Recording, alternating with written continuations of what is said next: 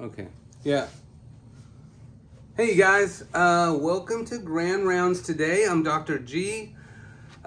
This is for for mentoring functional medicine. So we talk about our case studies here and kind of give you guys some insights of what our thinking is and how we approach really difficult kind of cases to get the best clinical outcomes here. Last week, I think we talked about chronic pain. And this week, we have a really, really good case. And I think I kind of told you all about that last week.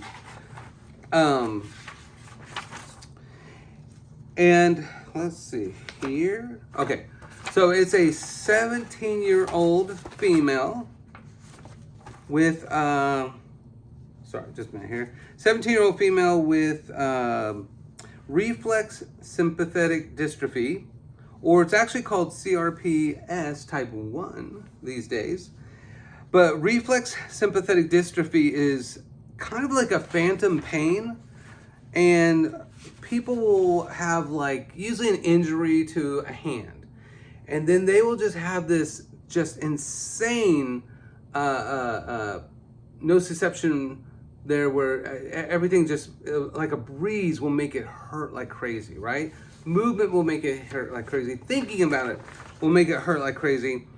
And so they don't leave people with much option. Like, it's the worst of the worst of the worst. Maybe bone cancer is above that, but for a typical person, this is life altering. And in surgery rounds in medical school, we had a reflex dystrophy, and she had some hand injury, and her whole forearm right there, it would just, I think it was mostly here, maybe a little bit of forearm, but it was just crazy painful, and nothing was touching it, right? So even opioids weren't really doing a whole lot for her. And again, because it's just existing was painful with that. So it's a pain that you probably never experienced. And they changed it to complex regional pain syndrome later on. I can't remember what year, but it's typically, of course, complex. It's in a certain area, and it's this new pain syndrome. And you don't see this very often, right? And thank God you don't see this very often, because honestly, this is bad.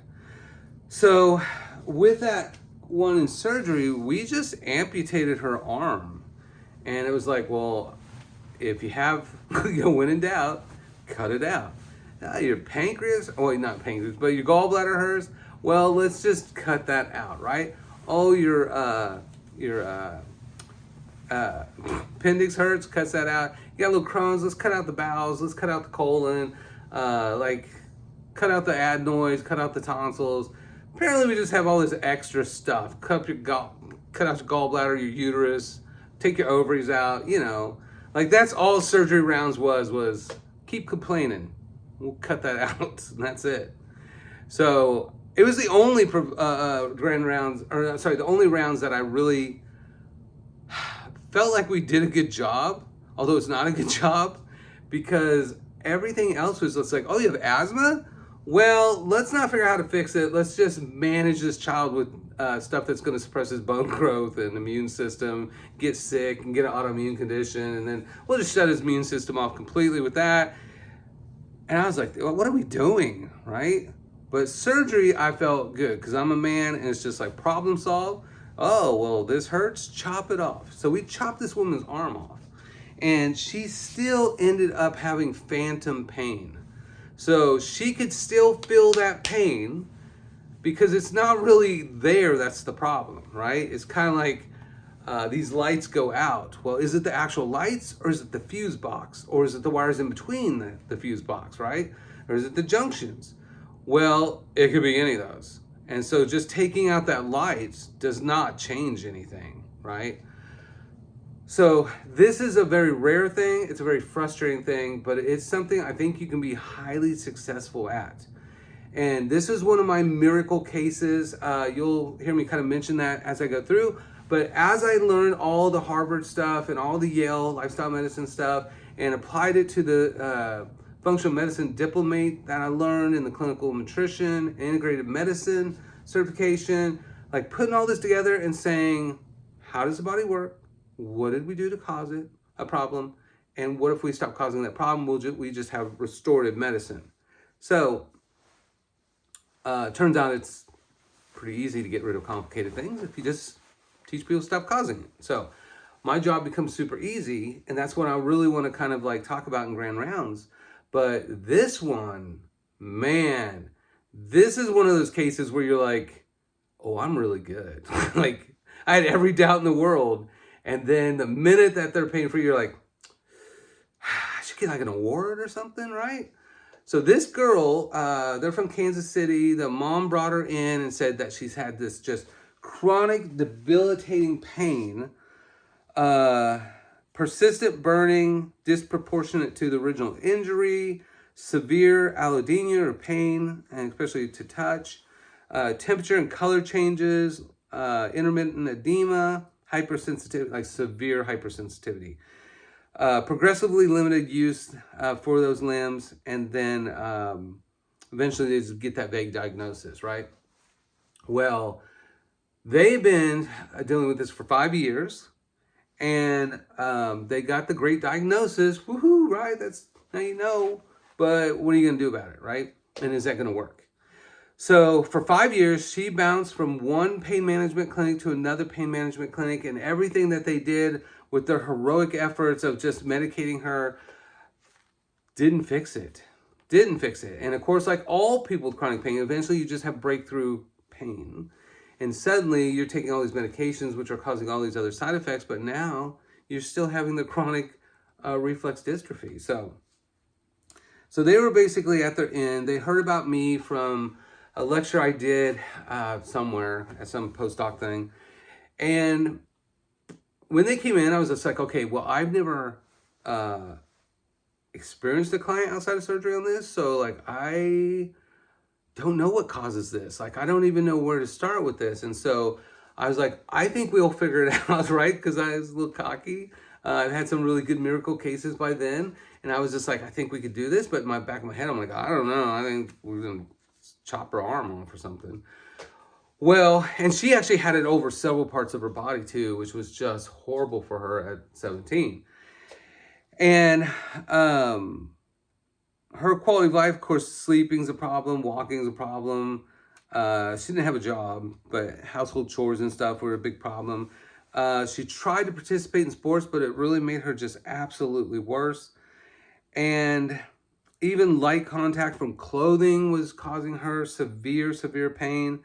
And then the fear of provoking the pain with constant anxiety for her. And then the chronic outcome of pain is chronic depression, because like, oh my God, this is your life at 17. And she's been doing this since 12. Like, this is all her life that she's known for the most part. So, she of course was on gabapentin, pregabalin, and prednisone. But of course they were like, you can't do prednisone for very long. And of course it wasn't working. So they're shutting down, of course ibuprofen doesn't touch it, aspirin doesn't touch it, Tylenol didn't touch it, which it shouldn't, but they're just kind of left with steroids for life, but you can't do that for a growing kid. And then messing with the GABA receptors to hopefully suppress the neuropathic component to it, but it still doesn't change the other components. So she's left with nothing, no options. She's been to every specialist, the greatest of the greatest, and still no change, right? So their option eventually is like, what are you gonna do? Cut off her foot and her hand and her arm? Like, you can't. So like, they really had no options. So she came to me, I told her my basic little spill, my intense consult that we always do. And I said, my job is to figure this out and tell you what's going to work. If something doesn't work, it's my job to figure out why, right? But I was like, I will do the research. I will dig into this. If there's a way, I'll figure it out for you, okay? So they seemed very hopeful. They went back to Kansas City. And then the next time I met with them, oh my God, I can't remember what we were talking about, but we mentioned something about politics being exhausting for them, and it's suppressing their immune system and amplifying histamines and inflammatory pathways. And they had a little shit fit about that. And they were just like, oh, well, mainstream media, blah, blah, blah, blah. And I was like, you are exhausting me, okay? You're exhausting your body. Like, who gives a crap, right? What was your stoicism? Like, you're really going to make your life worse and amplify everything because of stuff you can't change, right? So that's a big part of what we do when we talk about hormone balancing. So I was like, okay, well, let's back up and then let's just start with food first and chemicals. And we did the food sensitivity, right? And again, it could be amplification of histamines, amplifying more histamines that amplify pain reception. And again, I had no idea really on this. The pathways made sense. The research made sense, but nobody's really putting it into practice. So we did the food sensitivity test, and we tested 184 different foods to see what your T cells and B cells have misidentified as a pathogen. So when they eat, say, gluten, or say eat wheat, it breaks down into a gliadin, and then gliadin has a protein sequence or an isotope that's mimicked by things like Klebsiella pneumoniae. So again, especially with her, she started out with this infection. I think hers was Epstein-Barr maybe. And then she got the, and we'll call it autoimmune ishness, where her body's really just kind of attacking itself, causing this inflammatory reaction. And then it's amplified every time she eats that food that then is misidentified as a pathogen. And then it triggers a histamine reaction. And depending on which histamine it is, well, then you get this amplification of something, right? So for some people's Crohn's, some people's asthma, some people's eczema, migraines, whatever, right? Even chronic pain. So at least on that part, research-wise and pathophysiology-wise, I was like, this should work, right? But there's all this other lifestyle stuff and there's all these other considerations that are unknown. So we'll just kind of go through the process and hope for the best. And the first visit, after the food sensitivity, I think she was just like, yeah, nothing's really changed. So they just only had a few days of making those changes, lowering the histamines. And then the next visit, I was still just like, oh my God, I'm a terrible doctor. Like, I told these people to have hope. They believe in me and I'm just gonna fail them here. And like, I should probably quit and go work as a welder somewhere. And just like, what's wrong with me? And like, I don't know why. But usually I'm a little bit over cocky and like, oh, it'll be fine. But this one, man, I mean, it's a girl. Like, I have 4 kids, and you're just like, oh my God, like, if I can't help her, how could I help my kids? What if something happened to them? And, you know, you just have all these self-doubts that are going on. And the next visit, I'm just sitting there like, I did research. I did tons and tons of deep dive research, and just really felt like I'm on the right track. I didn't really find anything that I would do necessarily different. And so I was just like, I guess we just stay the course and hope for the best. And then we'll kind of like, I'll just do more research. And like, I'm probably a terrible doctor.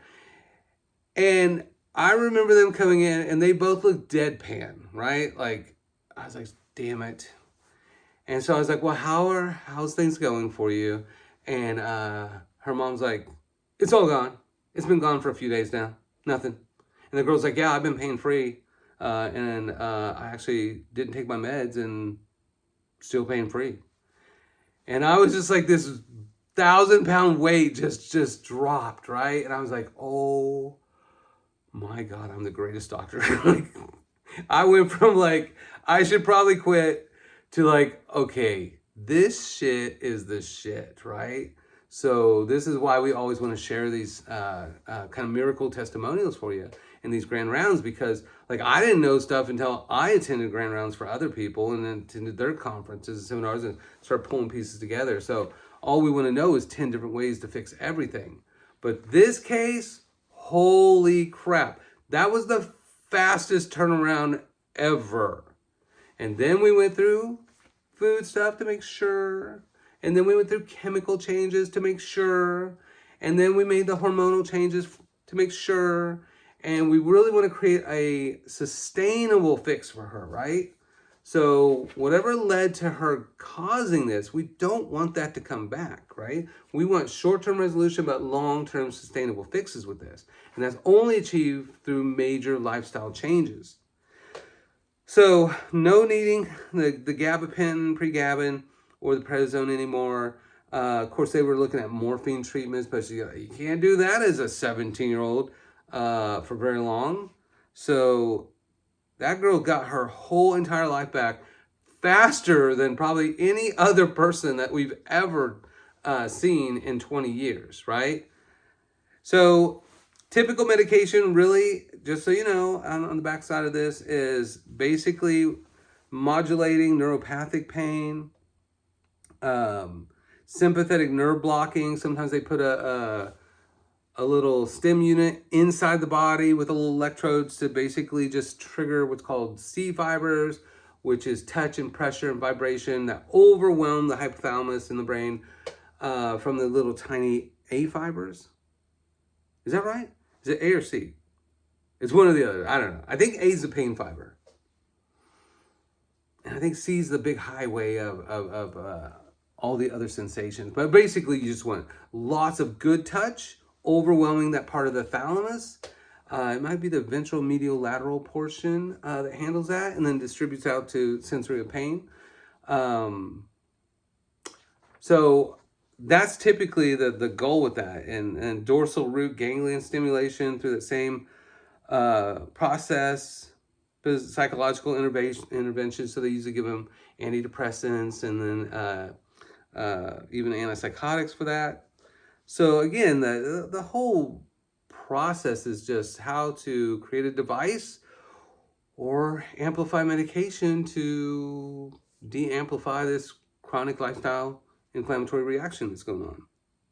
So we did our whole functional lifestyle protocol with them, even touched on the whole stoicism of, really, do you want to just waste your hormones and you suppress your immune system, create inflammation from things you can't change, like politics? So they listened and they calmed down about it, but I don't know. That was one there's a couple, mom and daughter, but I don't think they probably gave that up. So, and then the case outcome was, I put on here a month for grand rounds, but I want to say it was like 3 weeks. Like, it was so fast. And they had gotten rid of the pain a little bit before that too. So 100% reduction in allodynia, burning pain, normalization of temperature and color in the skin, improved mobility, of course, back to sports, chores around the house. She probably has a job now.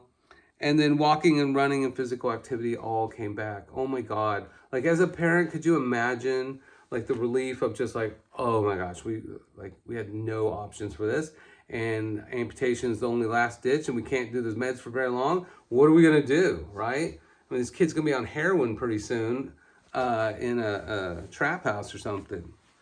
So, complex regional pain syndrome, or the old school reflex dystrophy. Just know it's a persistent histamine inflammatory process that we went through with it. Beyond local tissue damage and persistent abnormalities involving so regulating the sensory processing, autonomic function, inflammation, motor control, and pain amplification system was all taken care of by stop having these just enormous amplifications of histamines through food sensitivity and some lifestyle changes. So I love that. Like, that is just great. Okay, so tomorrow, or no, was it next week? What day is it today? Thursday. All right, so next week we'll have case 10. And case 10 is an 8-year-old male with type 1 diabetes. And you will be told all the time that you can't reverse type 2 diabetes, which is super easy to reverse. And my Greenspan basic and clinical endocrinology textbook says you can. Of course you can, because diabetes type 2 and 3 and 4 and 5 are not diseases. They are absolute predictable outcomes from abnormal diet and lifestyle. It's just finding people's breaking points within their beta cells. But type 1 is autoimmune. And so that first couple, we don't see a lot of these. But the type 1s, especially when they're kids, holy crap, they tend to be easy reversals. So it's just autoimmune. Like, people act like it's this really weird disease, but the only thing with this autoimmune is there's a risk with blood sugar. So I think we talked about that in one of the webinars on the Dr. G show, but this is where the only autoimmune where you got to be a little careful, but with those continuous glucose monitors, so much better, right? So now you got physician and parental regulation of that blood sugar outside of that kid that's irresponsible. And it's a big breath of fresh air of not knowing, or, before you just didn't know until you did the finger prick test, right? And so do that glucose monitor. Now with the continuous one, you really know what's going on all the time. So I think we're going to have a little social media post about me putting on one, and then John, who is our office manager, putting on one and kind of showing you guys what it looks like. So I know I wore one a couple weeks ago just to see. Only like $50 a month for you to just kind of monitor yourself and see. But what's interesting is stuff I did not think about with food that would just spike blood sugar. It did. Hummus spiked my blood sugar more than a slice of pizza, which was, I didn't expect that at all, right? Now, thin crust, but I really thought that would be the opposite. Corn chips spiked up like crazy. So didn't quite expect that because they're whole grain, blue, like all the fibers should bind to the sugar, right? But I guess because of the high process nature of those corn chips, like blood sugars went like that. So then you take the corn chips and eat them with the hummus, and then you're like, well, I do not feel really good, but you're jacking up blood sugar with that. So as long as you can store it and burn it, you're going to be fine. We'll talk about all that later for type 2. But you guys will like this case. It has a really bizarre outcome to it. Outside of the whole, okay, now your kid doesn't have type 1 diabetes. How their friends and the public responded to this is insane. So, all right. See you guys next Monday for Grand Rounds. I appreciate you guys. No, nobody's going to present.